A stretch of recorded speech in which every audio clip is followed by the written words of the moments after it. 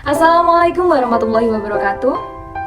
Dari pertemuan sebelumnya, kita kan udah belajar nih tentang sejarah bahasa Indonesia dan perkembangan bahasa Indonesia yang telah disampaikan oleh kelompok 1 Manajemen Keuangan Syariah 1C. Sekarang kita beralih ke materi selanjutnya, yaitu ejaan dan serapan bahasa Indonesia. Di sini, kami kelompok 2 akan menjelaskan tentang ejaan dan serapan bahasa Indonesia. Sebelum itu, kita akan perkenalan lebih dahulu ya. Saya Sinta Sabila Rizkagani. Nama saya Helen Adelia Pramesti. Nama saya Maharani Putri Dewi Puspitaningrum. Nama saya Sania Hikmatul Maula. Nama saya Elsa Rosairul Muna. 1. Ketetapan dalam menjelaskan perbedaan ejaan bahasa Indonesia. EBI ditetapkan pada tanggal 26 November 2015 oleh Menteri Pendidikan dan Kebudayaan Republik Indonesia Anies Baswedan dan resmi diundangkan pada tanggal 30 November 2015 oleh Direktur Jenderal Peraturan Perundang-undangan, Kementerian Hukum dan Hak Asasi Manusia Republik Indonesia. Penetapan tersebut memberikan arti bahwa EYD sudah tidak berlaku untuk dijadikan sebagai pedoman penulisan. Tadi kan kita menyinggung tentang EBI dan EYD. Apa sih perbedaan EBI dan EYD itu? Perbedaan yang mendasar dari ejaan yang disempurnakan atau EYD dengan ejaan bahasa Indonesia atau EBI adalah yang pertama, penambahan huruf vokal default E di EYD hanyalah 3, yaitu AI, AU, dan AO. Penulisan huruf kapital pada EYD digunakan dalam penulisan nama orang, tidak termasuk julukan, sedangkan di EBI digunakan dalam penulisan nama, juga termasuk julukan. Yang ketiga, penulisan huruf tebal tidak dipakai dalam cetakan untuk menegaskan atau mengkhususkan huruf bagian kata-kata atau kelompok kata, sedangkan EBI huruf tebal dipakai untuk menegaskan bagian yang sudah ditulis miring. Yang keempat, penggunaan partikel pada EYD ditulis terpisah kecuali yang sudah lazim digunakan. Sedangkan FBI, partikel pun tetap ditulis terpisah kecuali mengikuti unsur kata penghubung, maka ditulis serangkai. Terus yang kelima, penggunaan bilangan pada EBI, bilangan yang digunakan sebagai unsur nama geografi itu ditulis dengan huruf, sedangkan EYD tidak menggunakannya. Terima kasih. Untuk materi selanjutnya akan dijelaskan oleh Helen. Baik, terima kasih Sinta. Saya akan menambahkan materi yang telah dibacakan oleh Sinta tentang perbedaan yang mendasar dari ejaan yang disempurnakan dengan ejaan bahasa Indonesia. Penggunaan titik koma pada ejaan yang disempurnakan digunakan dalam perincian tanpa penggunaan kata, dan sedangkan dalam ejaan bahasa Indonesia, penggunaan titik koma tetap menggunakan kata dan. Penggunaan tanda titik koma pada ejaan bahasa Indonesia dipakai pada akhir perincian yang berupa klausa, sedangkan pada ejaan yang disempurnakan tidak ada hal yang mengaturnya.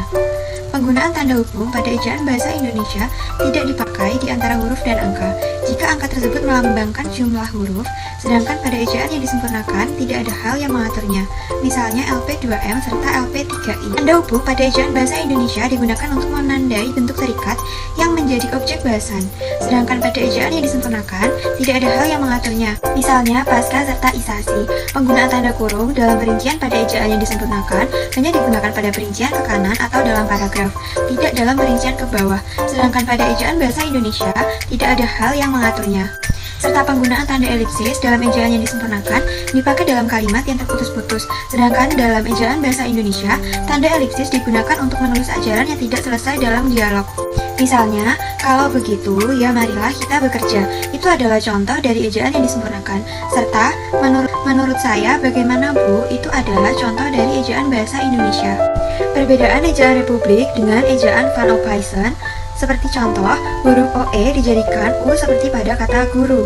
Bunyi hamzah dan bunyi sentak yang sebelumnya dinyatakan dengan tanda titik koma atas ditulis dengan K seperti pada kata-kata tak, pak, maklum, serta rakyat.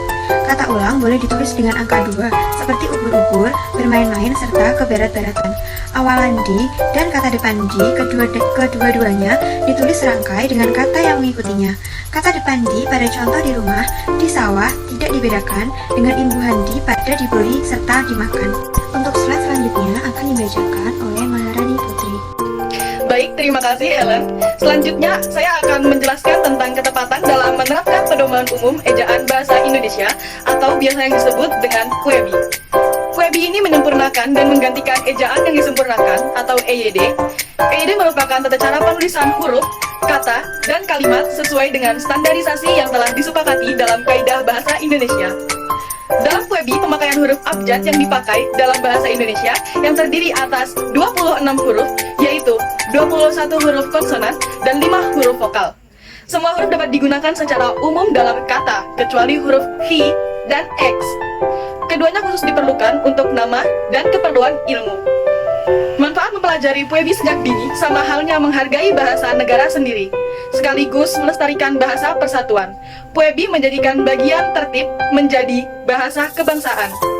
Materi selanjutnya adalah ketetapan dalam menjelaskan pengertian serapan bahasa. Kata serapan adalah kata hasil integrasi dari bahasa lain, biasanya bahasa asing, ke dalam bahasa Indonesia. Kata yang termasuk dalam kata serapan biasanya sudah digunakan oleh masyarakat secara umum. Oleh karena itu, ejaan, tulisan, dan ucapan disesuaikan dengan cara pengucapan masyarakat Indonesia. Secara tidak langsung, kata serapan ini memberikan pengetahuan kepada masyarakat tentang bahasa asing. Adapun faktor-faktor yang mempengaruhi penggunaan kata serapan ini antara lain sebagai berikut. 1. Istilah asing yang akan diserap meningkatkan ketersalinan bahasa asing dan bahasa Indonesia secara timbal balik atau interstability, mengingat keperluan masa depan. 2. Istilah asing yang akan diserap mempermudah pemahaman teks asing oleh pembaca Indonesia karena dikenal lebih dahulu. 3. Istilah asing yang akan diserap lebih ringkas jika dibandingkan dengan terjemahan Indonesianya. 4.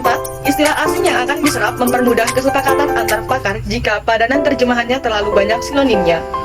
5. Istilah asing yang akan diserap lebih cocok dan tepat karena tidak mengandung konotasi buruk. Materi selanjutnya akan dibacakan oleh Sania. Baik, terima kasih Rani. Materi selanjutnya yaitu jenis-jenis kata serapan. Kata serapan berdasarkan proses integrasinya ada 4. Yang pertama yaitu adopsi. Proses adopsi merupakan proses terserapnya bahasa asing ke dalam bahasa Indonesia dengan mengambil keseluruhan kata. Kata serapan dengan proses adopsi tidak mengubah lafal dan ejaan dari bahasa asing ke bahasa Indonesia. Contoh kata serapan dengan proses adopsi antara lain supermarket, formal, dan juga editor. Yang kedua yaitu adaptasi. Kata serapan melalui proses adaptasi disesuaikan dengan lafal dan ejaan bahasa Indonesia. Contohnya adalah maksimal, organisasi, dan intelektual. Yang ketiga yaitu terjemahan.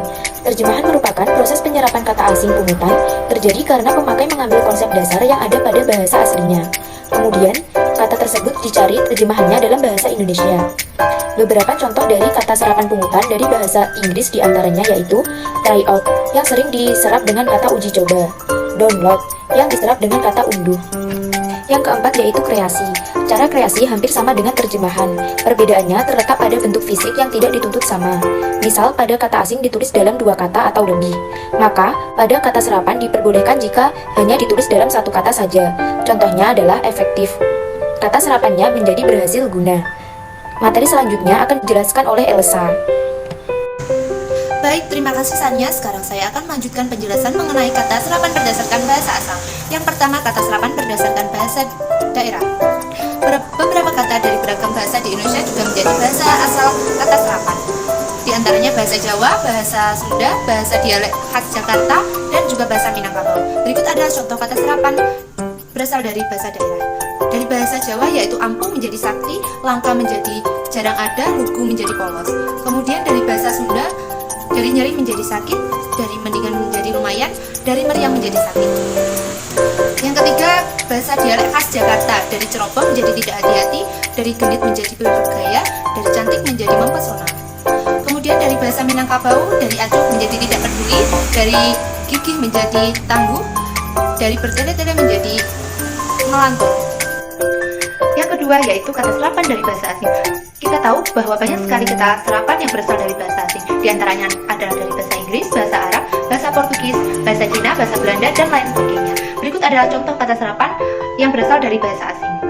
Yang pertama dari bahasa Inggris ada aktor, bisnis, detail, ekspor, inovasi. Dari bahasa Arab ada abad, almanak, balik, ilmu, dan lafal. Kemudian dari bahasa Portugis ada armada, algojo, bangku, dadu, dan juga dansa. Dari bahasa Cina ada baklak, bakmi, bakwan, cawan, dan gingseng. Kemudian dari bahasa Belanda ada akadir, akte, bombardir, coklat, dan diet. Kemudian yang terakhir adalah materi tentang kaidah ejaan kata serapan. Kaidah ejaan kata serapan dalam contoh sebagai berikut. Gabungan vokal AU tetap menjadi AU. Contoh, hidraulik diserap dalam bahasa Indonesia, ejaan kata serapannya menjadi hidraulik. Huruf C dalam bahasa asing yang diikuti oleh huruf vokal A, U, O, dan konsonan akan berubah menjadi K. Kemudian yang kedua, kategori diserap dalam bahasa Indonesia, ejaan kata serapannya menjadi kategori. Classification diserap dalam bahasa Indonesia, ejaan kata serapannya menjadi klasifikasi. Huruf C dari bahasa asing yang diikuti oleh vokal E, I, dan konsonan Y akan berubah menjadi S.